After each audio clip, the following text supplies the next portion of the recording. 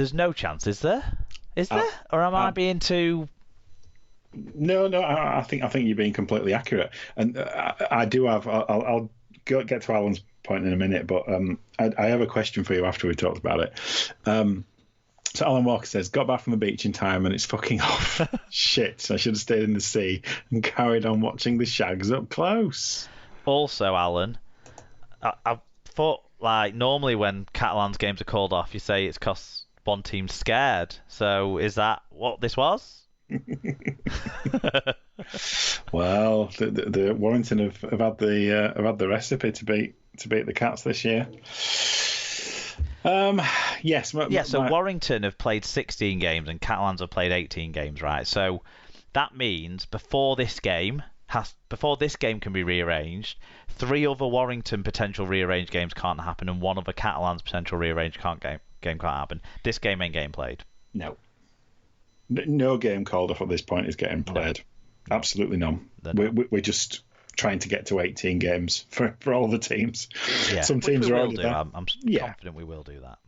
My question is related to 2 weeks' time, and I want what are your odds on 6 matches happening at Newcastle? Because I think I give it 25% likely at absolute best. Based on recent experience, yeah, it's got to be low chance. Because last week we spoke about, me and Sarah were like, this is the first time we've been able to talk about 6 games that happened since the end of May, wasn't it? We said that happened on schedule at the right time. I mean, round 10 got fully played in the end, but that's because Catalans and Leeds was able to be replayed because we had the Challenge Cup weekend to get a couple of games caught back up. Huddersfield Wigan was another one of those. And without that weekend in the calendar, we wouldn't have had any team that's played all of the games. So yeah, I grown in optimism, if I'm honest, Alan, after that 6-game week, and you hadn't heard much of a sniff of stuff and all of that, and obviously now you have to put a different lens on things. My question to you is, when are we going to hear more about actually what's happened with Catalans here? Because they only talked about 4 members of personnel having a positive test. They didn't talk about anything else. Yeah, so it's supposed to be 7, isn't it? Threshold of 7. Yeah. So was this going to be a walkover? In which case, that would have quite a significant ramification on the table. Yeah, you're not kidding. Yeah.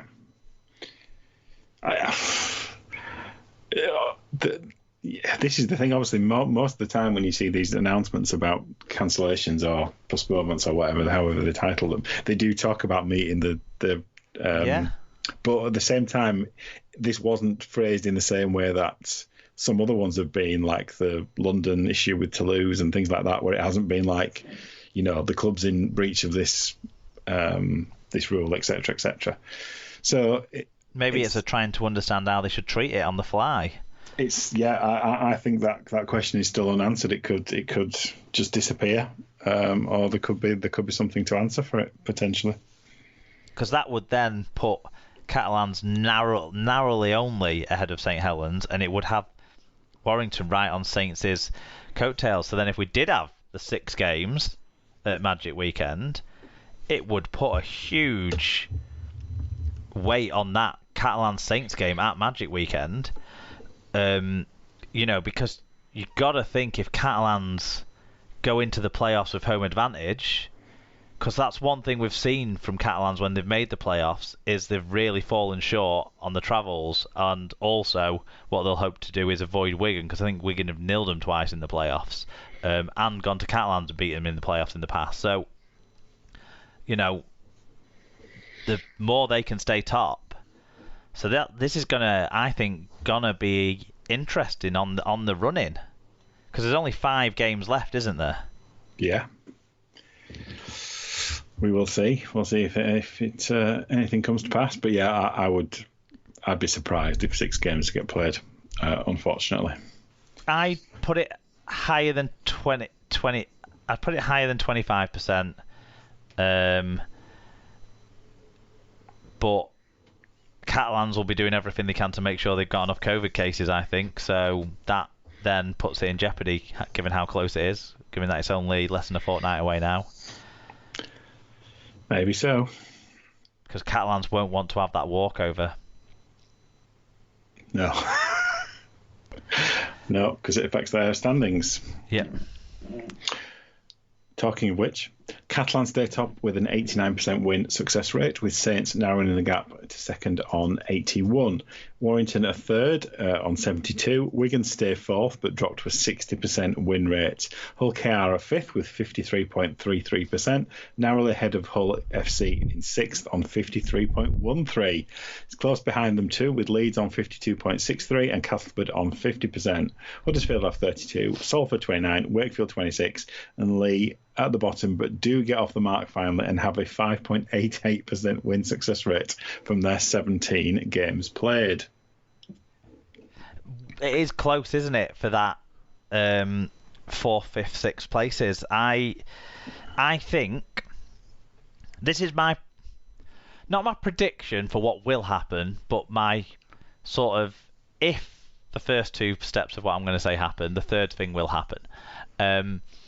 I think if Wigan win the next two matches at home to Leeds and away at Castleford, then during Magic Weekend at some point, or during the week before, building up to, Adrian Lamb not being Wigan's head coach next year will be announced. This is what I think will happen if Wigan win both those games, because if Wigan win both those games, there's no way that they're not making the top six in my eyes. Fair point, yeah.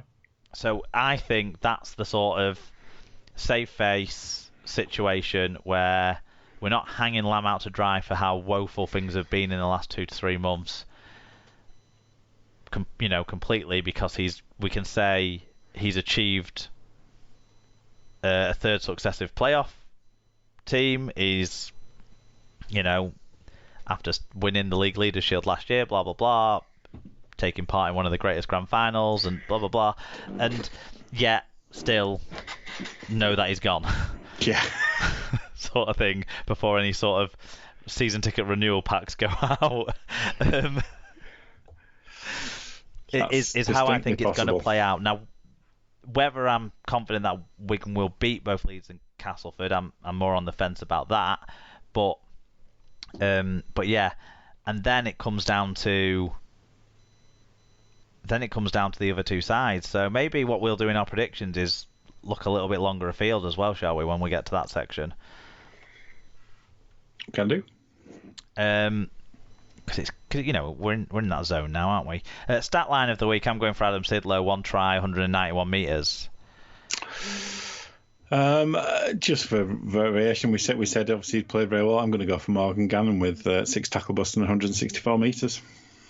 I was going to give the young 17-year-old, maybe he's 18 now, my player of the week nod, because I feel like I like giving it to young players this year. But yeah, I'll stick with that. I'll stick with that because there wasn't too much outstanding elsewhere. No, bit of a struggle on player of the week. I'm going to go for Jake the Snake on the basis that he was the best player in the best match of the weekend. Yeah. Fair shout, yeah. Highlight of the week's even harder to pick for me.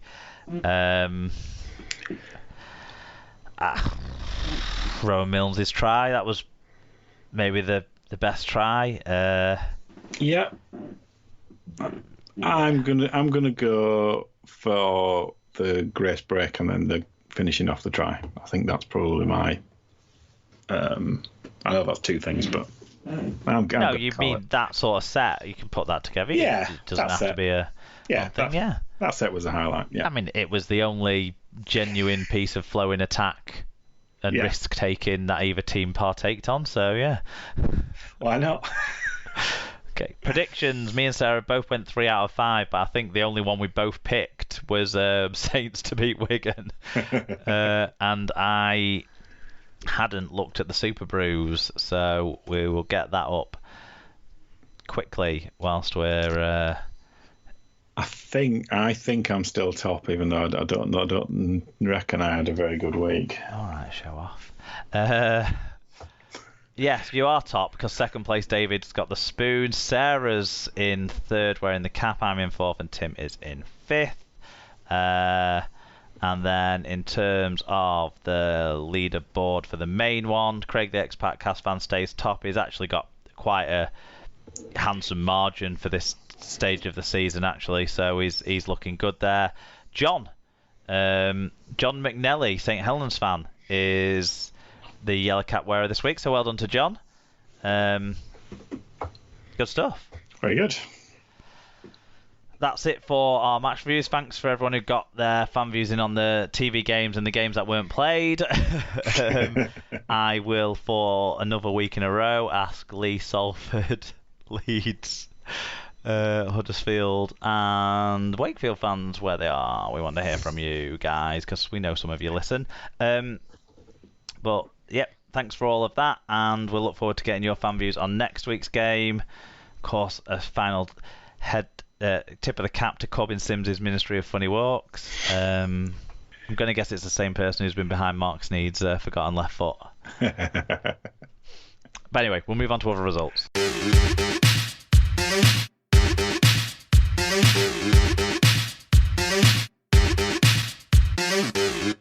So we move on to other results from this week, and the Women's Super League returned, and it was Castleford 6, Leeds 28.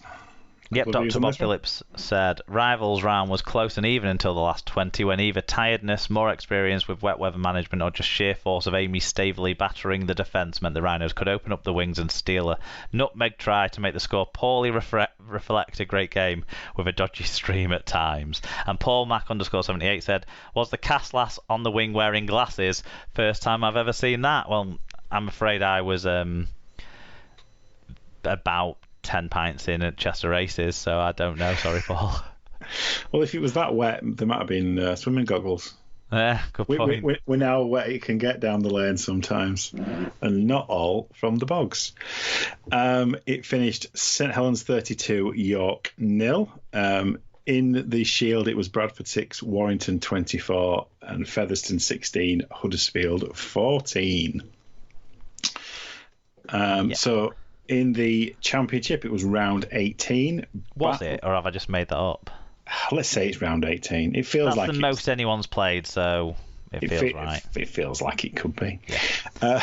Batley 56, Sheffield 12, Bradford 30, Swinton 26, Featherstone 64, Dewsbury 6, Oldham 6, Toulouse 34, held under 40 points for the first time in living memory.